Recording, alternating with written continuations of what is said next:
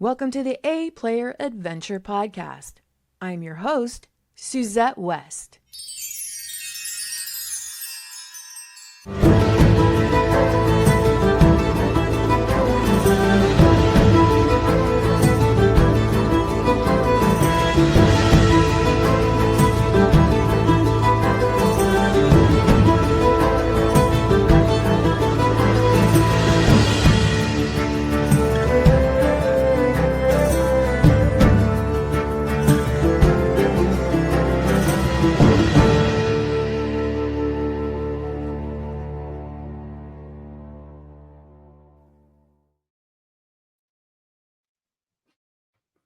Welcome back, A Players, to episode 12 of the A Player Adventure Podcast.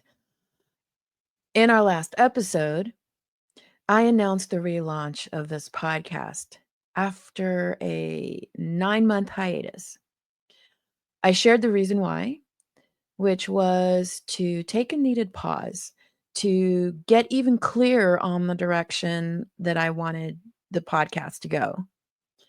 So this required me to take some time to pause, allowing the space I needed to deeply contemplate this podcast's direction.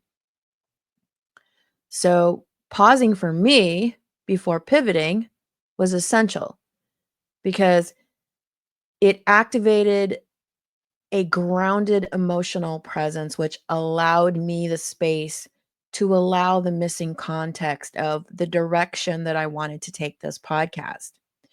Pausing before pivoting is essential because it activates a grounded emotional presence, which provides space for missing context to emerge and fall into place, is essential. And this is what that 9-month hiatus did for me. It gave me space to pause and contemplate the direction, to really reflect on what is important to communicate in this podcast. What does this podcast stand for? So, this was what allowed me to decide through informed intuition the direction of this podcast, which is to activate heart coherence personally in the leadership journey and en route to developing team coherence. When essential context is allowed to emerge and fall into place, pausing before pivoting facilitates the development of informed intuition, which happens at the intersection of intuition and quality data, that missing context. As such, when we're caught up in the busyness of life and our calendars are crammed with things to do, we do not have the space or the bandwidth to allow missing context to come into our conscious awareness in order to make timely and important decisions. So, what does this mean? This means that when we are so busy, no new insights will come to us because our cup is already overflowing with tasks from the to-do list. When we overbook or overschedule ourselves, we are not fully present. We are running on the directives of a to-do list with no bandwidth for anything else, no new insights, no needed context. We're just running on fumes. However, when we allow ourselves to pause and carve out space for new insights, we activate the power of presence.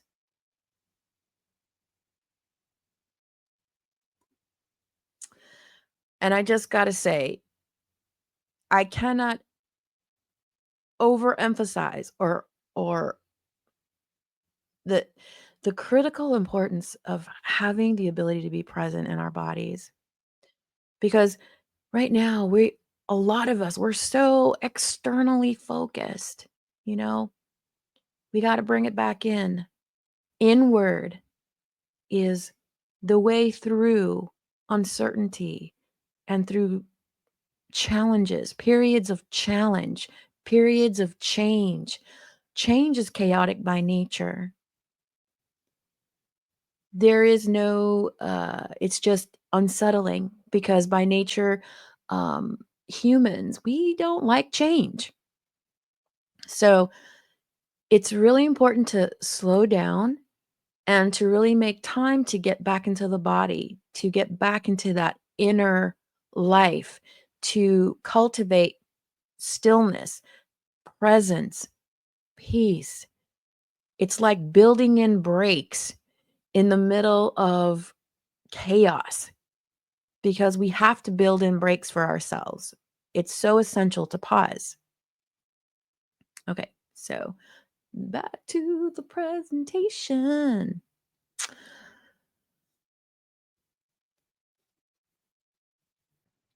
So, presence allows us to be fully in the moment, able to deeply reflect and contemplate circumstances and situations.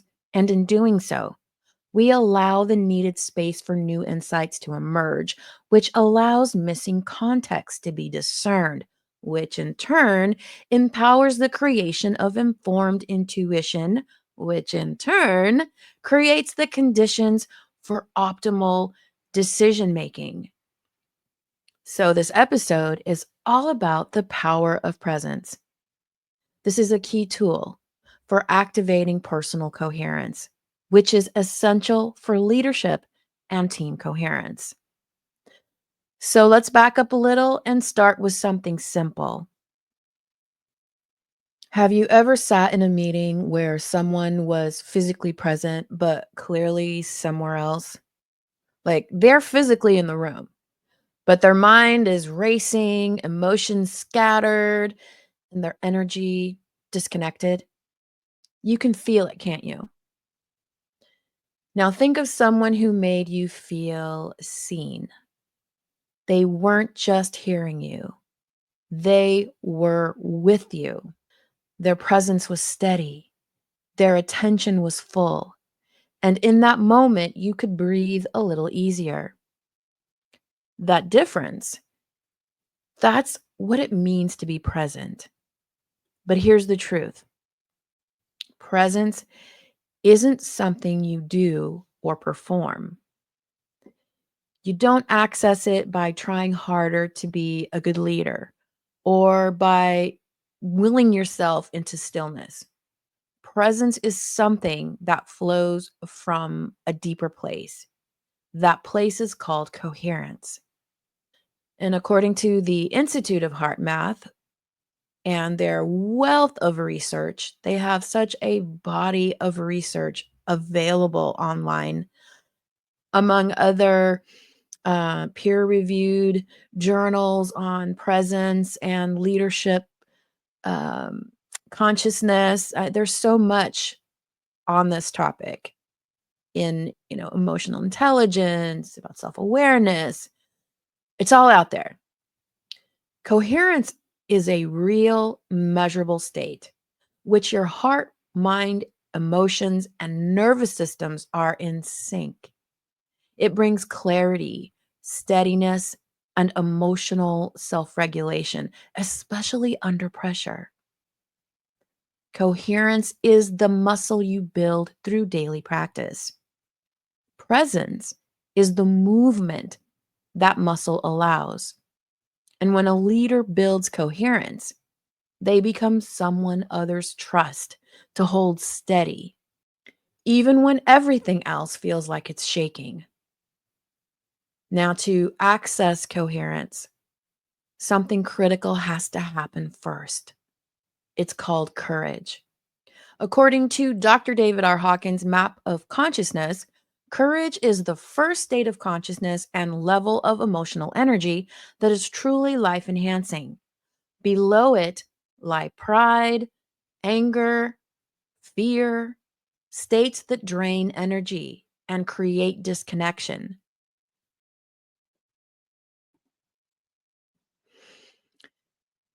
At the level of courage, the mindset is, I can handle this. I can do this. We can do this. This is possible. We got this. I got this. This is the energetic signature of courage.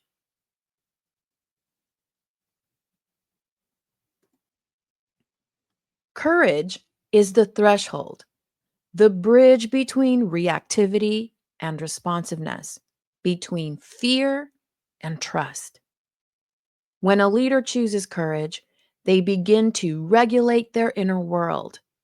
They begin to connect more deeply in that inner world. And from that place, coherence becomes possible.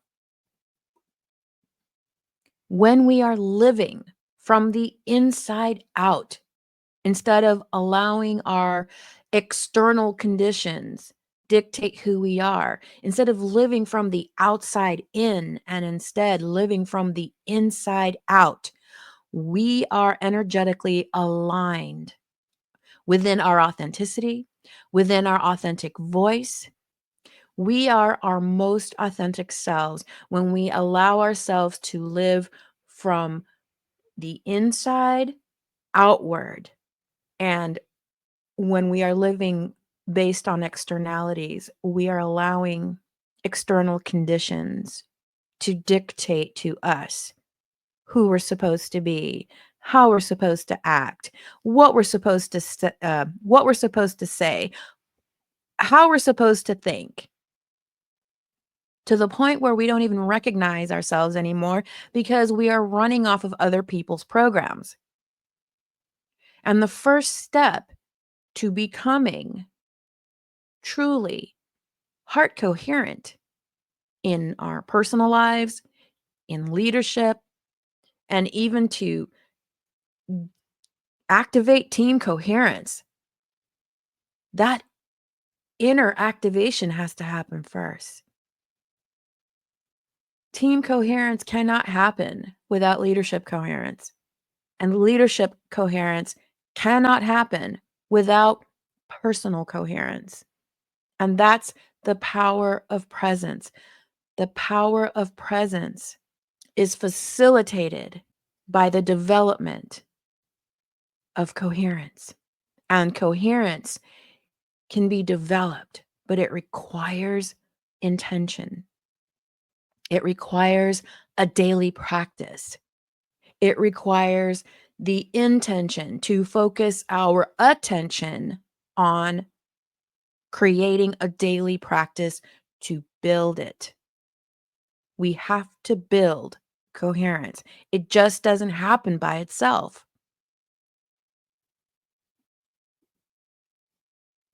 So now I want to offer a metaphor.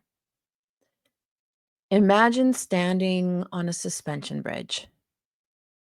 Behind you is the old way of leading, survival mode, controlling outcomes, managing optics. Ahead of you is something unknown, a new way of leading from the inside out. And just beneath your feet, there's just cables and tension, the wind of uncertainty. That's what we call liminal space. The pressure you feel between those two cliffs, that's evolutionary tension, the sense that something new is trying to emerge. Coherence is what stabilizes you on that bridge. Courage is the step that gets you onto it. Presence is how you walk across. But this next part matters deeply. Presence isn't just personal, it's also relational. There's a quote I return to again and again. It comes from the Aboriginal activist group and was cited in the work of psychologist Mary Watkins. If you have come to help me, you are wasting your time. But if you have come because your liberation is bound up with mine, then let us work together. This isn't about helping from above. It's about walking with. Watkins calls this mutual accompaniment. And it invites us to understand leadership presence not just as how you show up, but how you walk alongside others.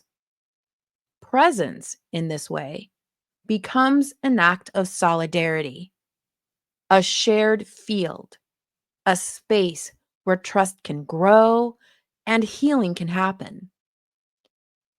When a leader is coherent, they become a bridge between people, perspectives, and possibilities. And that's what today's workplaces so desperately need. Not more performance, but more people willing to become bridges. In fact, we can begin to look at every department as a kind of mini community. And when we do, we can apply the same principles used in community based participatory research to workplace culture. For example, listen first, co create solutions with affected community members, build trust before strategy, share power, especially across roles and ranks. This is what real workplace wellness looks like. It's not transactional, it's relational. And it begins when we see that our coherence is bound up with the coherence of those around us. Let me paint a picture for you. The champion for team coherence isn't necessarily the person with the biggest title. They're the person who listens without rushing to fix. They regulate themselves before trying to regulate others. They notice what's not being said and they name it with courage and care. They don't control, they connect. They don't impose, they invite. This kind of presence isn't performative, it's transformational, and it begins within. So, as we close, I invite you to reflect on the following. Where are you being called to bridge something in your life? Where might courage help you step into coherence? And what would presence look like if you practiced it as a shared offering, not a solo performance? You don't have to have it all figured out. You just have to start with the bridge inside of you. Because when you build coherence within, you gain the power to become the bridge that your team, your organization, and the world needs now. So here's your invitation as we close. What becomes possible when you lead from a place of deep presence, not as a role to perform, but as a field you hold for others? Let that question live in you this week. Contemplate on how it might be able to shape the environment of your meetings, your pauses, your leadership decisions, your personal decisions. Let it become the quiet rhythm behind your empowered leadership journey. And remember, presence begins within, but its power is revealed in our relationships. And when we're talking about relationships, that is the very essence of what is necessary to build team coherence. Team coherence is relational. It's a collective relational experience. But before we can create, and actually I would say co-create team coherence, we have to get our leadership coherence right. And before that leadership coherence can happen, we have to get our personal coherence right. And that requires us to pause. It requires us to carve out time to build a practice that builds personal coherence. And I can attest to you, it is a game changer. So, with that, thank you for joining me for episode 12 of the relaunched A Player Adventure podcast. This is Suzette West signing off. Bye.